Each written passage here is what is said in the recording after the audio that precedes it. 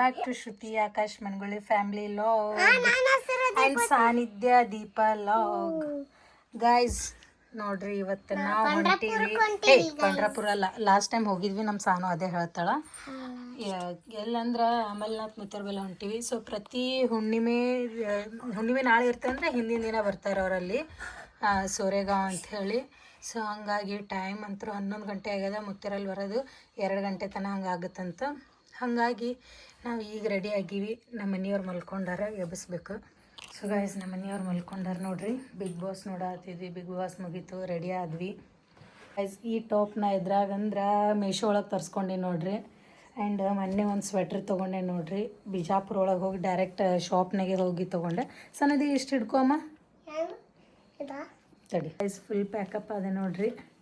Sweater colour ಹೆಂಗೈತಿ comment ಮಾಡಿರಿ.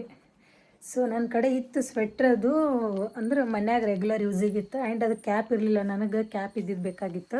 ಹಾಗಾಗಿ ಕ್ಯಾಪ್ ಇದ್ದಿದ್ದೆ ತೊಗೊಂಡೆ ನೋಡ್ರಿ. ನಂಗಂತೂ ಭಾಳ ಇಷ್ಟ ಆಯಿತು, ಫುಲ್ ಬೆಚ್ಚಗೈತಿ.